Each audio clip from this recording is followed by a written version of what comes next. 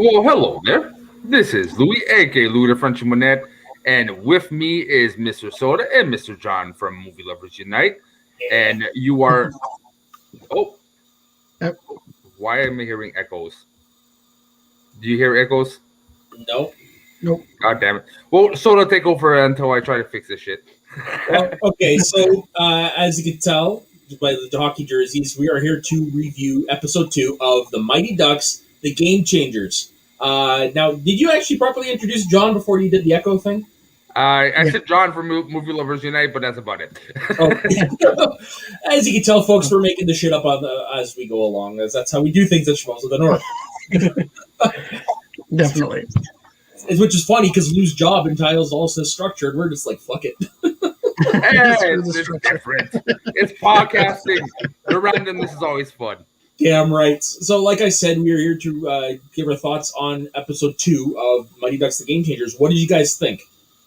Well, I'm gonna start off in saying I actually liked it even better than episode 1. This one made me laugh a lot. And I love having a lot more exposition on the kids. The whole puck sharing, like emotional circle thing. You can start seeing exactly what the characters are, like who they are, their personalities. And like when one of them says, like, I think we're living in the goalie, the 1 and zeros, and we're living in a virtual world.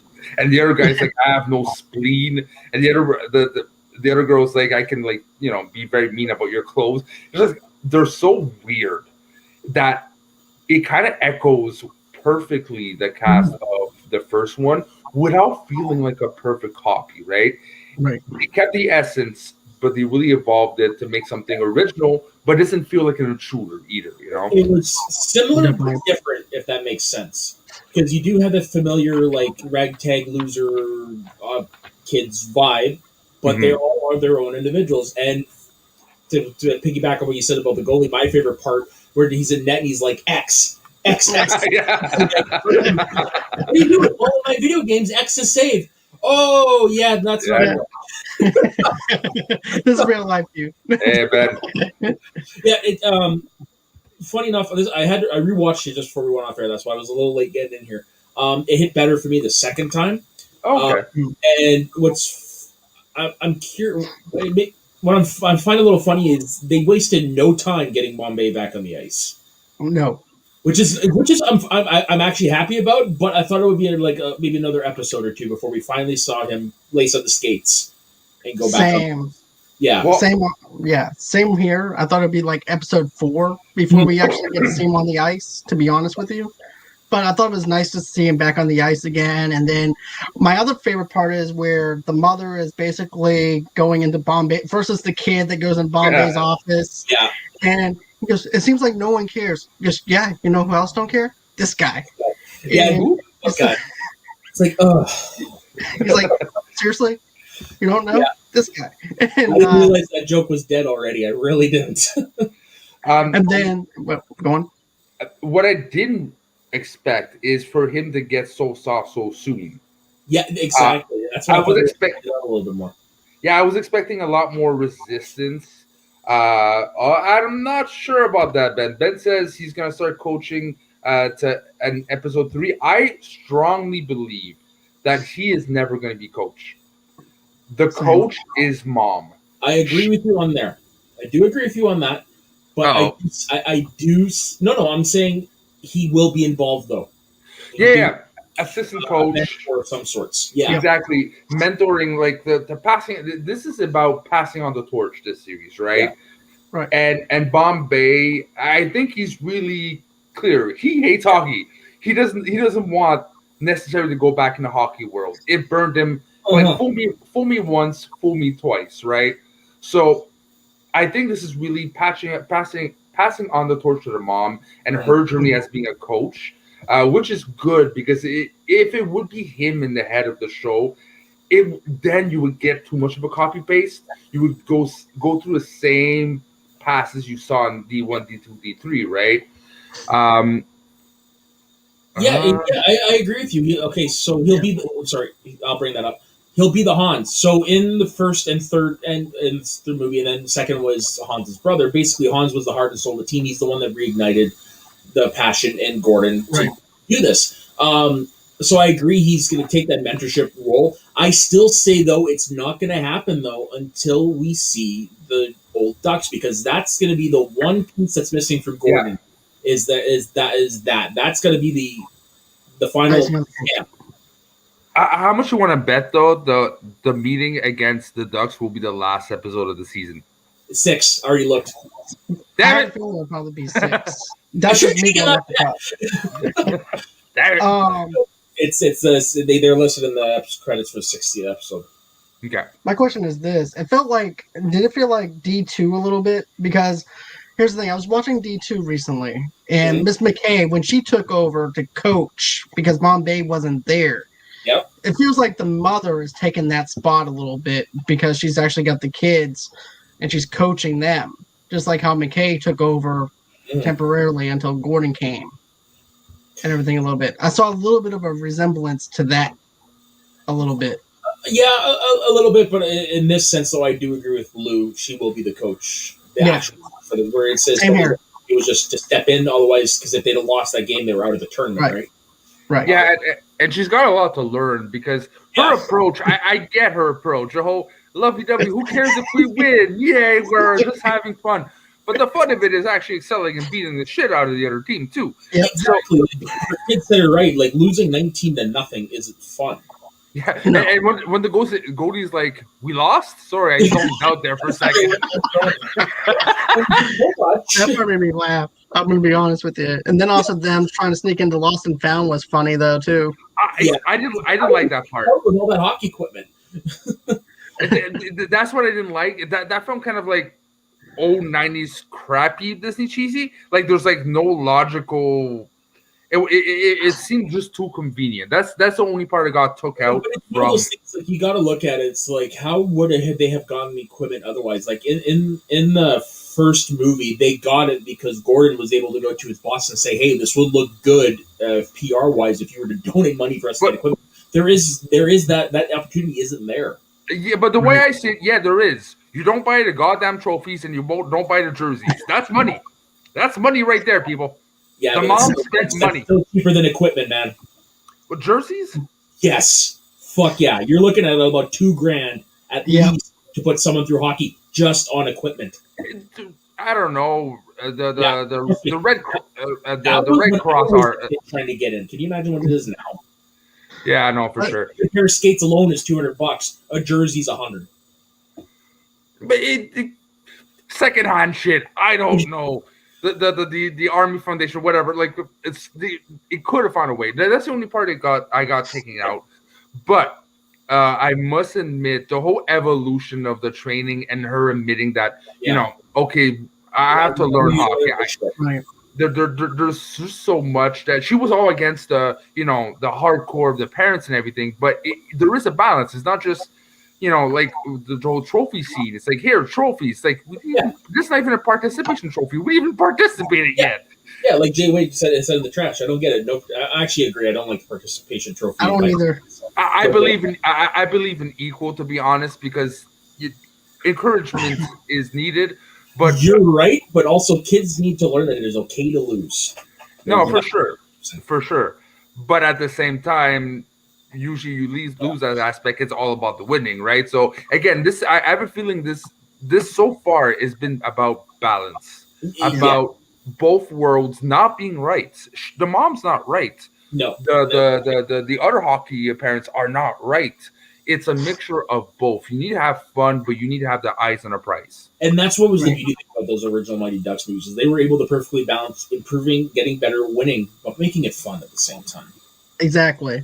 And also, too, participation trophies just for not doing anything. Just like the Clem said. That made me laugh, though. He goes, we didn't even do anything. I like her reasoning. We're going to do everything opposite of everybody. Yeah, okay. Okay. And then...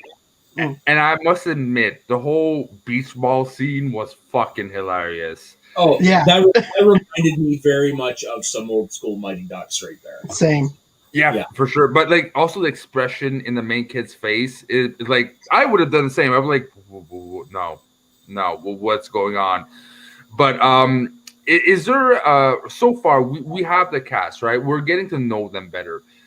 Except for the main character in Bombay and the coach, is there someone that's sticking out to you as your favorite so far? Well, you can go first. Okay.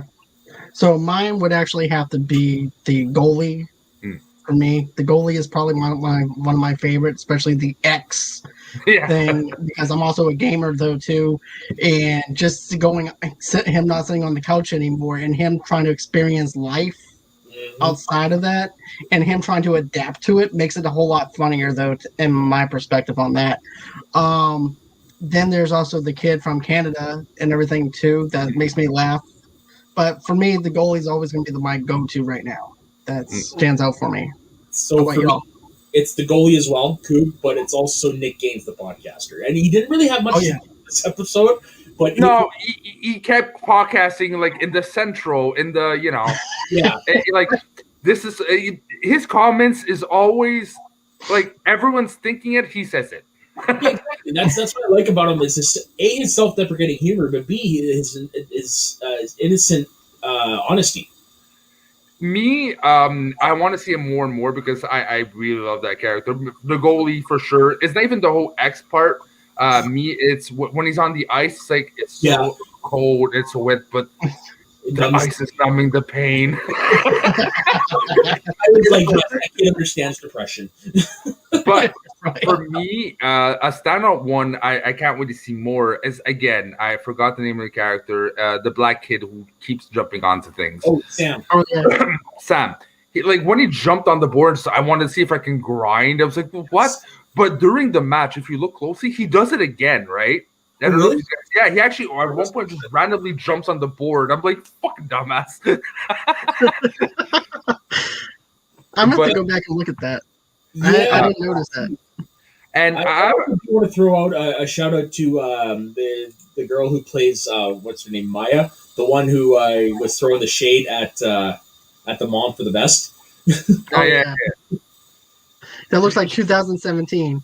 She got a lot more personality because the first episode, just like I'm there, right? This one you can see she's a bitch. She's bitchy, and it's gonna be interesting to see. I'm curious because I don't know why I am predicting a love scenario, not between like obviously the main character and his friend that's still in the Ducks, yes, but there's one thing, the Canadian kid. Every time he has a scene, he gets getting cut to the nerdy girl. I don't know why. Really? Like, yeah. For some odd reason, I think they're gonna go against the stereotype of like the beautiful kid goes for like the bitchy girl. I think they might actually break the stereotype and go for the good looking kid with the nerdy girl. I don't know why. I also thought that was funny though with the nunchucks. I called the nerdy girl Luna. She's that's gonna come up at some point again, like in the game scenario or something. Like the way. Yeah. You didn't hear what I just said? No, I was coughing. Oh, okay. No, I said I can see the nunchucks coming back into play, like Dwayne and his fucking cattle rope. Me too. Yeah. I didn't think about that. True. But yeah, for me, I don't know why. There's something about the nerdy girl and the Canadian kid getting together, because there's a couple of scenes like they shot to him like the first time they really presented in the first one. They always shot back to her and her reaction, right? Mm-hmm. So I don't know. Something is. I think logic says, the girl who's into fashion and go with the good looking guy. But I think they're going to try to break stereotypes, and I really hope, because that would be interesting to see a different dynamic, right?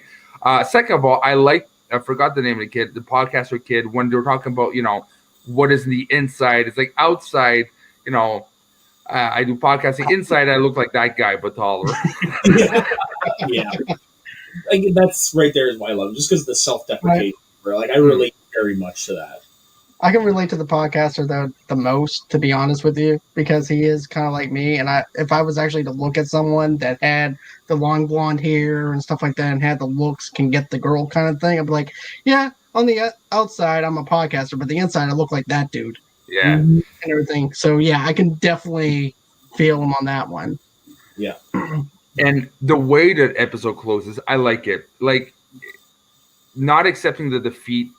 He is the captain, and he's putting it on his shoulders to do something about it. And them actually skating. And the Canadian kid apparently can skate and not just hold on a stick and hope he doesn't fall. Like the whole face-off thing was hilarious. Like, why didn't you do a face-off? Like, I would have fallen. That's the only thing that's holding me up, boys. Oh, my mind just went elsewhere on that line. Oh, yeah, no. I'm the dirty one here. I'm the dirty one, for fuck's sake. Yeah, well. But no, for me, I like the way it ended. It's like, this was the trial and error. This was a complete disaster shit show. This was a learning experience for the kids and for the mom trying to coach, realizing she has to put a lot more than different strategies than just good hopes, people. They're both realizing what they need to do. Now, what are your predictions of what is going to happen next episode? Honestly, I think we're going to see Bombay's progression. He's going to help the team a little bit more next week. Maybe he's going to give her some drills or something. Or, hey, if you want to get better, look at this over here. I think he's going to start mentoring next week. That soon? Yeah. I think it's just going to be dipping his toe in the water, because we already saw it in this episode where he's the one that gave them the idea to go to the Lost and Found. So I think we're going to get like something along those lines, just a little bit more of the toe in the water. Okay, but not full-fledged. We're not full-fledged. We're going to keep getting that until we get the reunion with the old Ducks. Right. I can agree with Soda on that, though, too, because I can see him like, okay, let's study the tapes and everything, because also, too, it reminds him of District 10. At the, well, you know what I'm talking about, not District 10, but you know what I'm saying. District 5? District 5, whenever they were going in the very first Mighty Ducks movie, where they actually lost their games and looking at how terrible they are. And then that might actually give him motivation to say, hey, look, I know what it feels like to lose. You need to go on ahead, study tape, and also to progress and learn from this mistake. You and the kids both need to learn from that. And that's it. I can see her trying to learn after that, trying to figure out the methods of actually coaching them and training them. I actually disagree. I don't think he's gonna step his toe right away. Like, in I think it's more like in again. I think it's where the Ducks show up, which would be number 6. Yeah. I really think it's gonna be much more mom focused and her experience and learning. Like, she'll probably try to build her own base, and it's still not gonna work. It's gonna probably be a bit better, but this is when Coach Bombay later episodes gonna be like, okay, like, you really need help. You're trying your best. Yeah, you're getting there, but not fast enough. So I still think next episode they're gonna get more hockey. You're gonna see no beach balls, thank God. We're gonna actually see actual training, and I'm predicting Canadian boy is actually gonna be the first one who scores a goal. Yeah, I can see that. Either him or Podcast Boy, one of the two.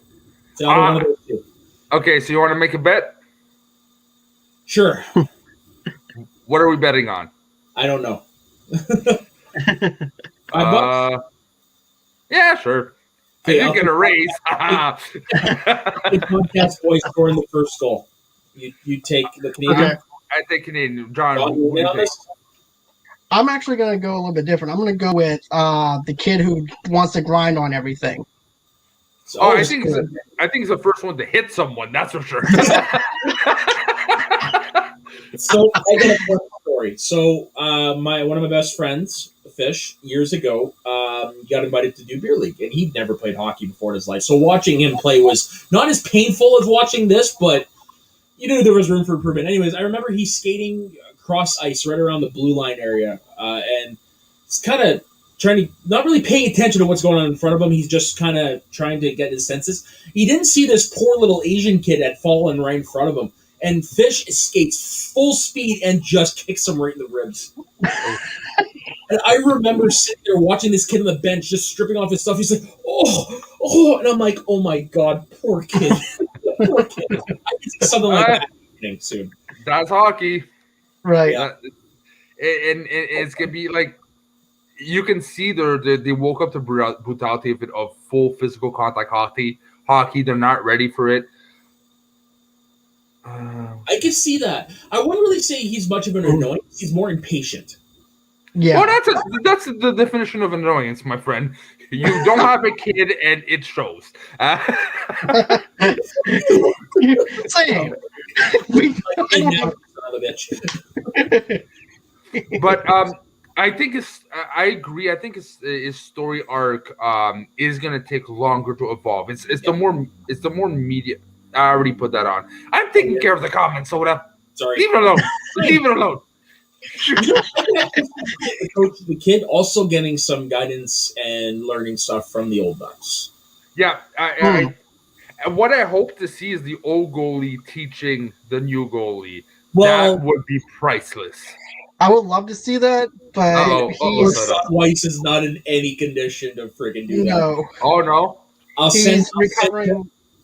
He's actually recovering from drug addiction right now.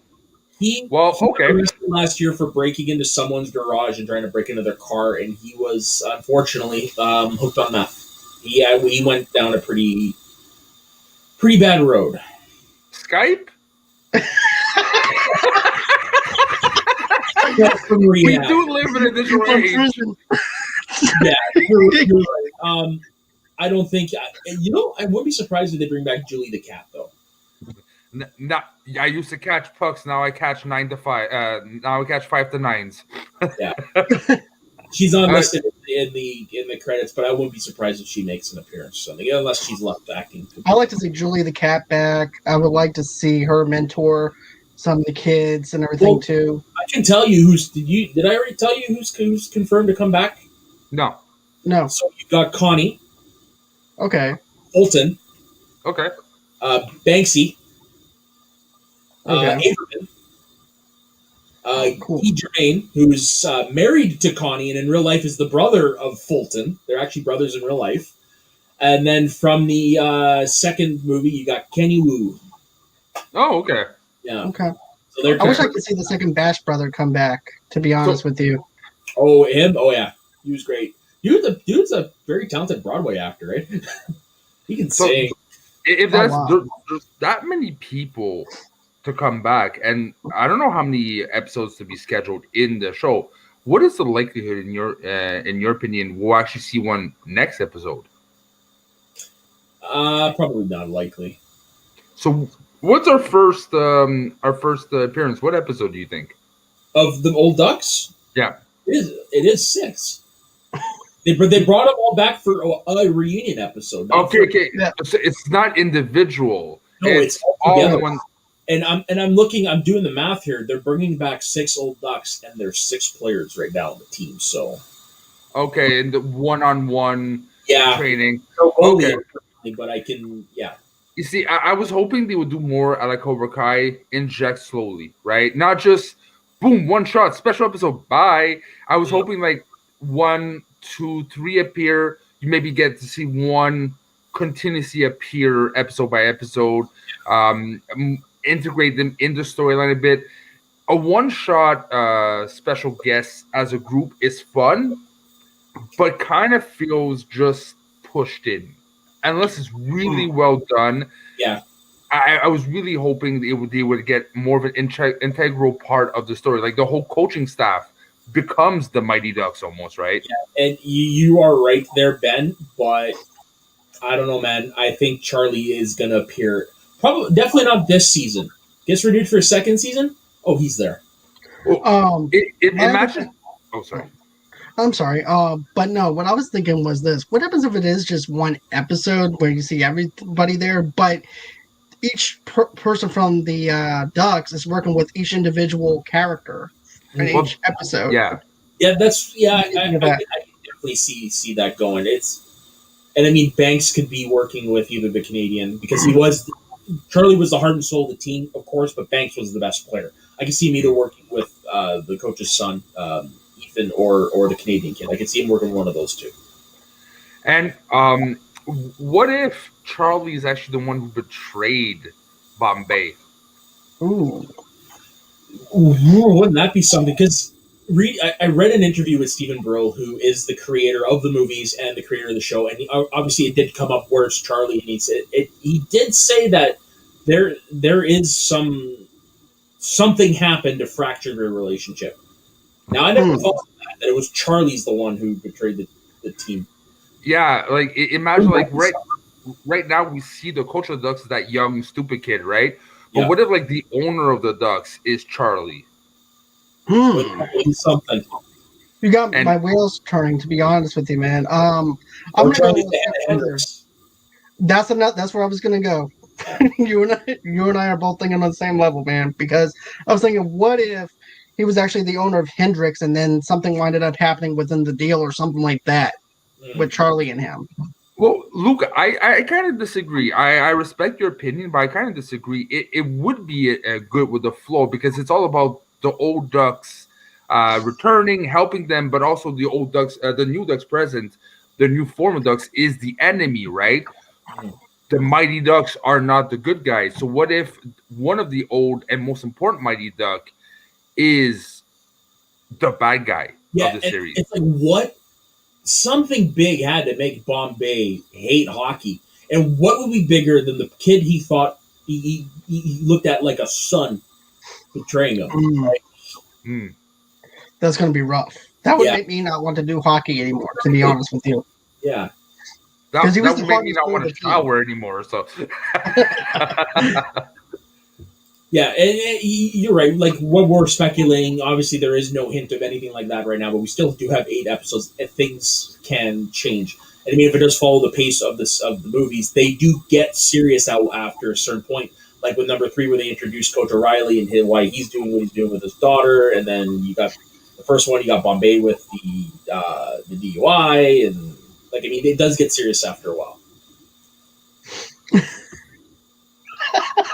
Hey man, Lauren Graham can play anybody. Jay Wade. Okay, look, I love you, bro, but women, okay, a little listen in autonomy. Women can have kids until like they're 45, and second of all, she's fucking hot. I don't give a shit what you say. All right, the thing I have to deal with you on a weekly basis, Jay Wade.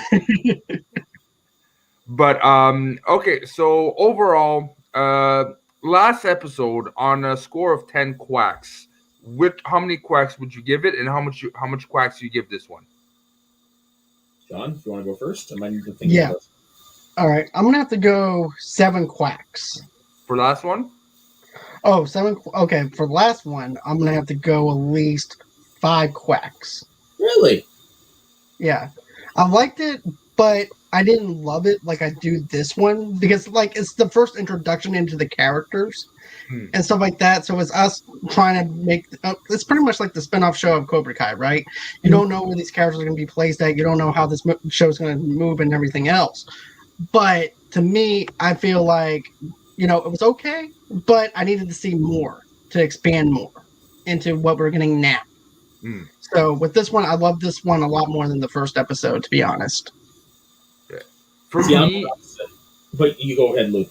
For me, last episode was also a 5 quacks. It was good. It was a good start, but I kind of almost wish they would have done a double episode because it was too short.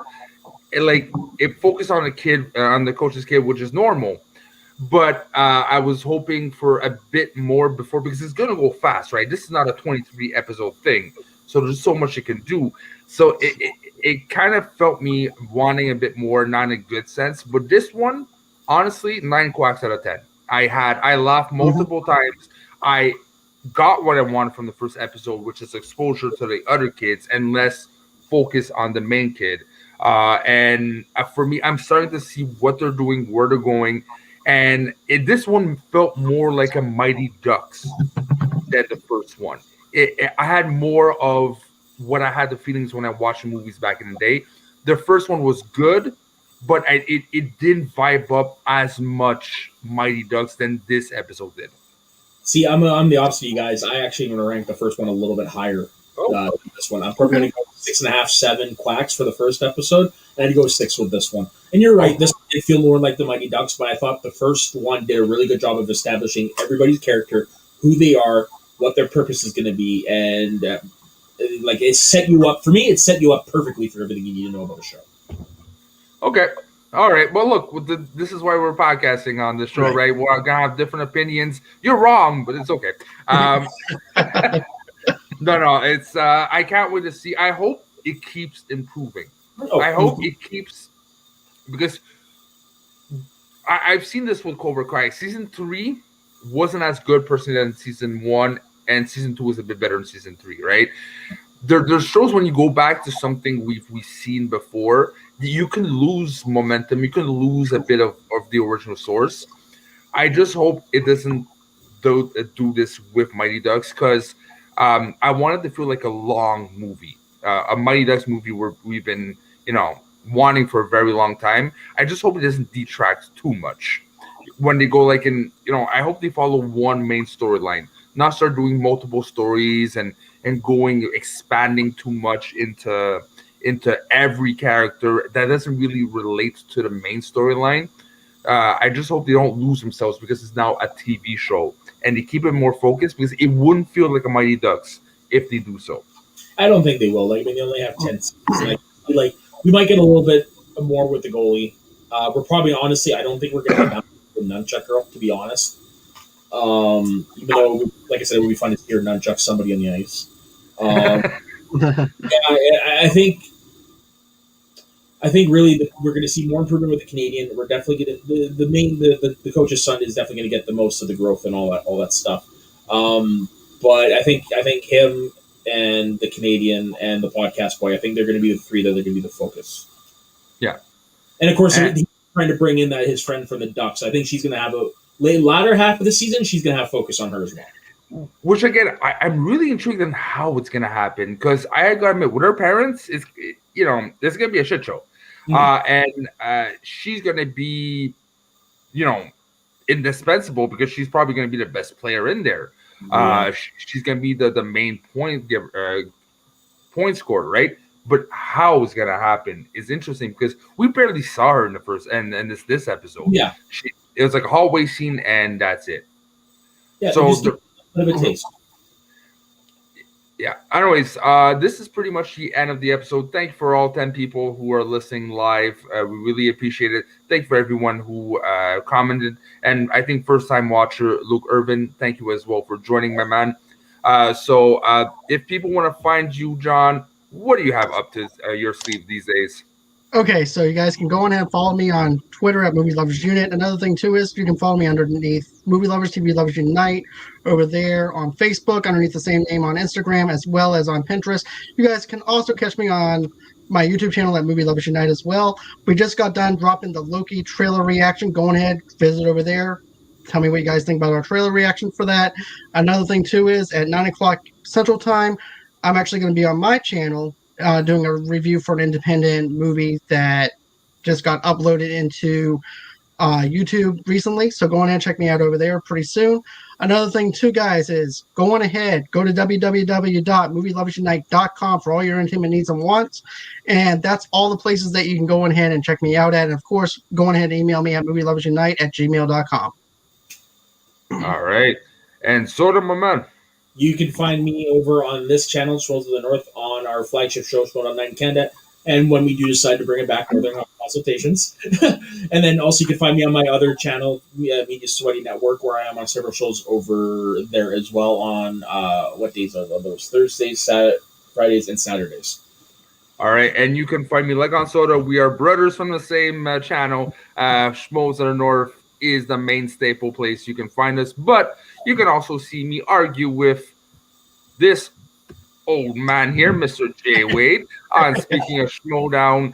Basically, it is a sport radio style show, and it's really, really fun. We implemented a new game called Hot Matches, where I perfected it, Soda. I found a way to make it really a fun game. And it was an interesting. Taco actually won the competition. He actually had a solo 5 minutes with Ace interview, and then they all slowly came in one by one. So we're really perfecting the structure of the show, and it's getting really fun. So go check that out. And if you haven't pressed like, if you haven't pressed subscribe, but even more important, press that notification don't be in the miss when we do a lot of things. We're at least doing like 4 contents a week. Also, brand new to the channel, has been around 2 weeks, 3 weeks now. Mount Schmodown, where you can see my Mr. John here. It was on 2 weeks in a row, and probably also next week talking about baby carrots himself, Mr. Mark Ellis. All right, so thank you very much. Quack quack. Yeah, the champ Quack is here. That's so bad.